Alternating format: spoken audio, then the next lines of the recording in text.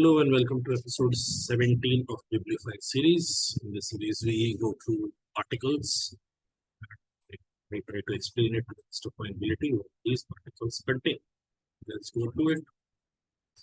The Tata Group's firefighting of yet another airline crisis involving Air India Express after Vistara last month should serve as a cautionary example of the need to prioritize human resource management, especially during mergers and acquisitions. Okay, so Tata Group's firefighting is handling of a crisis without a lot of forethought, as in handling things as they are coming up. That is known as firefighting. Yet another airline crisis involving Air India Express after Vistara last month. So they experienced some sort of crisis in Vistara last month.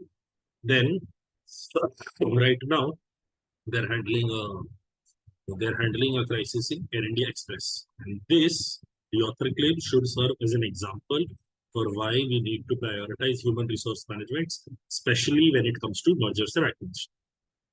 Okay. Last week, low-cost carrier AI Express, Air India Express, cancelled numerous flights after a section of its cabin crew called in sick. As thousands of passengers were left stranded, the airline terminated the services of a few employees, but later reinstated them after a conciliatory meeting called by the Chief Labour Commissioner. So, bunch of cabin crew had called in sick, they were fired, then they were reinstated after a meeting with the Chief Labour Commissioner. The Chief Executive Officers of Air India and Vistara have met employees of both carriers and apprised them of various aspects of the M&A that is likely to be complete by the year end or early 2025. Basically, the top management has shared with the employees the plan of action moving forward, the aspects of M&A that are likely to be completed by the end of the year or early 2025. Around 7,000 employees have also been assessed and are to be integrated with the merged entity by June. Basically, 7,000 employees, their roles and responsibilities, their working has been assessed, and they will be working for the new entity, with the merged entity by June. Okay. While the steps taken to contain the crisis are appreciable, the response is reasonable, the response is fine. The disruptions at AI could have been avoided. Okay. Now see, the parallel that I can draw is once you have fever, the medicines that were provided in order to cure the fever, that is good, but then the fever could have been avoided in the first place if you had not gone out into the rain. That is the parallel I can draw. So while the steps are appreciable, the disruptions in AI Express could have been avoided altogether. In April, the airline's employees union had written to the Tata Group and the head of Air India alleging mismanagement, lack of equal treatment, and reduced pay as a result of new HR policies. So it's not as if the employees had engaged in, a lot of them had called in sick. It wasn't as if the employees had displayed their displeasure out of the blue. It could have been preempted. It was seen that they were discontent because they had written to the Tata Group and the head of Air India. Their complaints were mismanagement, lack of equal treatment, and reduced pay as a result of new HR policies. Some new policies are coming. What are those precise policies? It is not mentioned to us, but some new HR policies led to lower pay for the employees. And last month itself, the Tata Group, which jointly owns Vistara with Singapore Airlines. So Vistara is not independently owned by Tata Group. Vistara is owned by Singapore Airlines and Tata Group jointly. And last month itself, Tata Group, which jointly owns Vistara with Singapore Airlines, contended with a similar strike by pilots over pay cuts resulting from new contracts that reduce the number of flying hours allotted to them. Pay attention, there is a distinction here. The number of flying hours allotted to them was cut in Vistara. What precisely were the new HR policies in Air India? That is not mentioned. Again, I am highlighting the distinction here. Because if a question comes in RC, let's say this was a passage present in RC, and later on a question comes as in what were the new HR policies, and it was mentioned number of flying hours were reduced for pilots, then that would be incorrect because that is a new policy in Vistara, that is not the new policy in AI Express about which the current article has been written. It is surprising that the top management did not anticipate similar trouble brewing in AI Express. You own two airlines, AI, Air India, and Vistara. In Vistara, you face some trouble. It is surprising you did not expect similar trouble to come up in AI.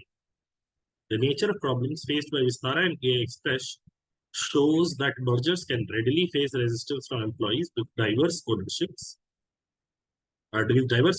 and cultural backgrounds. Okay. Business studies widely acknowledge differences in corporate culture, lack of involvement of management, poor communication, etc., as factors that contribute to high rate of failure of M&As. According to several studies, between 50 to 90% of mergers fail worldwide. Okay, so 50 to 90% of mergers failed worldwide. Some of the common reasons why mergers fail is differences in corporate culture, lack of involvement of management, poor communication. These lead to high rate of failure of M&As. The high rate has also been referenced between 50 to 90% of mergers fail worldwide. Okay. A recent McKinsey article has also pointed out companies that effectively manage culture during integration planning are more likely to capture cost and revenue synergies. Now here, a slight idea that is not mentioned here, but you should be aware of. Whenever M&A happens, it happens with the intent we have a set of people or set of functions that are operational. Company A has a set of functions, company B has a set of functions. When they merge, the expectation is the redundancies. Let's say one person here is sitting at the desk and booking tickets for people, and there is another person here, company B, sitting at the desk and booking tickets for people. When we merge, we wouldn't need two people anymore. We'll only need one people. So that will reduce our cost. And therefore lead to greater benefits for the merged entity. This is what is known as synergies. I've given you the absolute basic example of the person sitting at the desk and booking tickets. But then there could also be something about logistics planning. There could also be about, there is also the idea of, let's say we were ordering supplies for, let's say, napkins to be utilized on planes. But this company is also buying napkins, this company is also buying napkins. But now when it is a merged entity, they will buy a greater quantity of napkins. When they buy a greater quantity of napkins, you can delve into something known as quantity discount. Greater the number of items you buy, higher the discount that you can negotiate for. That is synergy.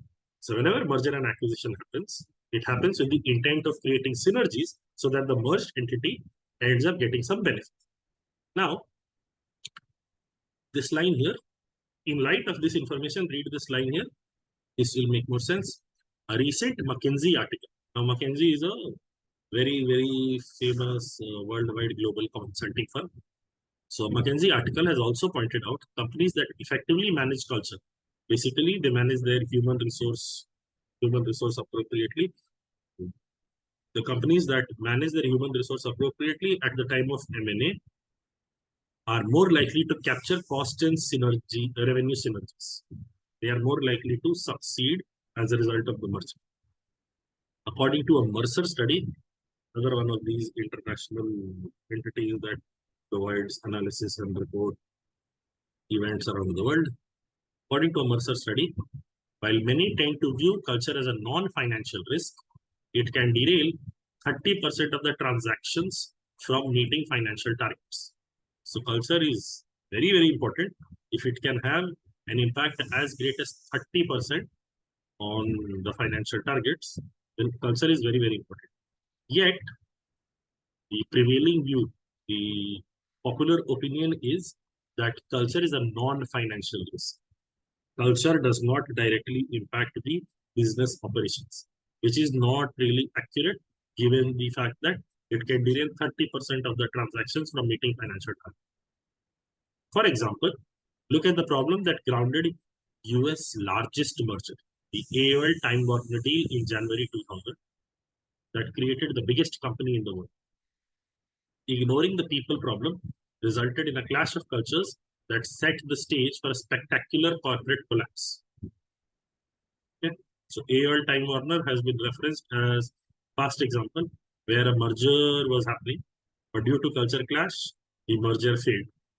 It is one of those 50 to 90% failure rates of mergers and acquisition that was referenced. AOL executives lauded it over their Time Warner counterparts who felt they were being acquired by brash young interlopers. AOL executives lauded over their Time Warner counterparts who felt they were being acquired by brash young interlopers with inflated dollars. So now see, understand who are being termed as brash young interlopers. It is the AOL executives. AOL executives lauded it over the Time Warner counterparts. AOL executives were acting high and mighty with Time Warner counterparts, and Time Warner counterparts felt that they were being acquired by brash young interlopers with inflated dollars. Just because they have money, they are bossing us around without necessarily having the requisite skill, forethought, insight. But just because they have dollars, they are dominating us. The AOL way was fast, loose, and aggressive, and Time Warner executives schooled in more genteel business practices, more moderate or moderated way of operation, wherein any decision takes a lot of time. We don't play hard and fast. We don't take risks. That school of thought would be termed as genteel business practices. Rebelled. The AOL way was fast, loose. Let's take risks. Here, the Time Warner executives, they were more considered in their approach, and as a result of clash of cultures, the Time Warner executives rebelled. In the midst of clashing cultures and conflicting management styles, AOL's business slowed and then stalled. Okay? For mergers to succeed across sectors, it is thus crucial that people risks are identified early and leaders communicate effectively and win their trust. Okay? People risks are very much an important consideration that should be taken care of whenever mergers and acquisitions happen. And the leaders, the people who are at the top management, should communicate it effectively to the parties involved. More importantly, here, when we're talking of HR, it would be employees. The Tata should have known better. After all, India's biggest conglomerate, which is the Tatas, after all, India's biggest conglomerate has acquired companies domestically as well as overseas and has enough experience in these issues. It is especially unforgivable that Tata's that has experience in mergers and acquisition and companies coming together, they did not pay attention to the people risk because they have enough experience in these issues. The Tata experience should serve valuable lessons to other companies. They should not ever forget that mergers are not just about balance sheets, cash flows, or marketing synergies. They are also about people making the synergies. There is a beautiful argument always stated. Organizations, despite having a separate legal entity, are not really people. They don't do business. Business is being done by people. So if the people are unhappy, if the people are somehow feeling threatened, your business will be adversely impacted. That is a very common lesson that you would learn when you are here. Even when you work in organizations, people are critical. Okay, so overall, this article, this article is about the recent struggles of employee dissatisfaction in Tata Group. What precisely are those struggles?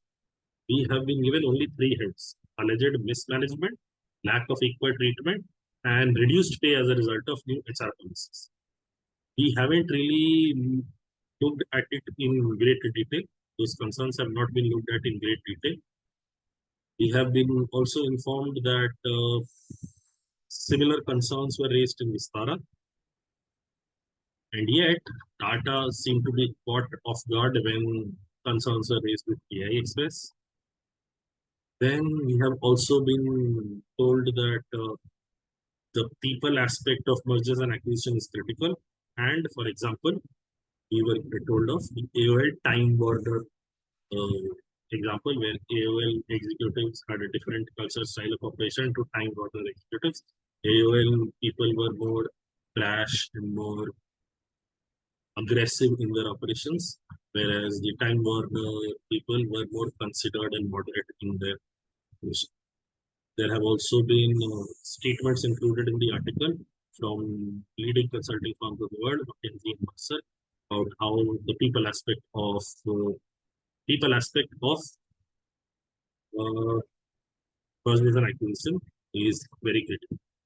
Overall, the author is surprised and disappointed in the way the Tata Group has handled the people aspect of the M&A, and is also being prescriptive. By the end of the passage, the author is being prescriptive that don't look at mergers and acquisition only as the the outcome will only be on balance sheet or cost synergies and revenue synergies. Also understand that people aspect of it is very critical. So he's being very prescriptive, being very pedantic in his writing style. Overall, the article is more opinion building, more trying to convince the reader something is off, and the conviction that is being drawn is not based on specific retelling of reasons or specific retelling of examples of what is amiss. It is more a general idea that has been regurgitated several times over in different forms, and a lot of supporting literature is taken from simple sources, or see the consulting firm is saying, see what happened with AOL time warner. The precise problems here, they have only been mentioned in name. Detailing of them has not been provided. The AI Express concerns, we only have it to the extent that they talk of alleging mismanagement, lack of equal treatment, and reduced pay as a result of new HR policies. What are the new HR policies? Why do they feel there has been lack of equal treatment? What is being referred to as mismanagement? None of that has been referenced in the passage. Yet, the author, via this write-up, is trying to evoke emotions or evoke the sentiment that the Tata Group has not handled the AI Express concerns appropriately. So this is not a, again, the intent is to convince, and if you don't critically analyze the article, you would probably be, yeah, makes sense. But then you can always make an argument why the McKinsey thing and Mercer thing is not really applicable here. It's not really applicable here because they are talking about global averages. When you look at an average number is great. That does not translate into what is the outcome for an individual case. It can be indicated. It is not really precisely applicable to an individual case. Additionally, the AOL Time Warner culture dissonance precisely is mentioned. It is mentioned brash executives, genteel executives. What is the precise concern when it comes to the AI Express? In fact, if you read it very carefully, you don't even know which two entities are merging. The AI Express thing, we don't really know which two entities are merging. What is the culture clash there? What is the difference in opinion? How the people aspect of it has not been taken care of. Okay, so it's not a very convincing article. Yet, if you simply read through the words and look at it from a surface level, you would know where the author wants you to go, and you'll perhaps get there. You'll perhaps agree to it if you don't, if you're not in the habit of playing the devil's advocate. Okay, so the statistical article analysis. The article is fairly short in length. There's only 346 words. The total sentences in the article are only 12. 346 words and only 12 sentences. The sentences are fairly long. Sentences are fairly long. The grade 11, this is a 12.4 grade 11.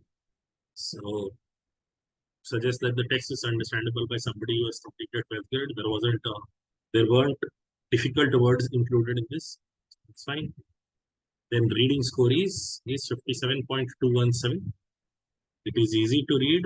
It is easy to understand what this is.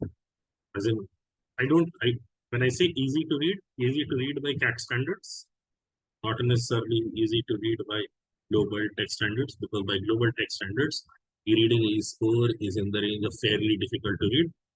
This isn't really fairly difficult to read. I have greater concerns with the form of argumentation presented. A lot of points have been spoken in thin air without any evidence or argumentation to back it up. That is all for this article. Hopefully you learned something.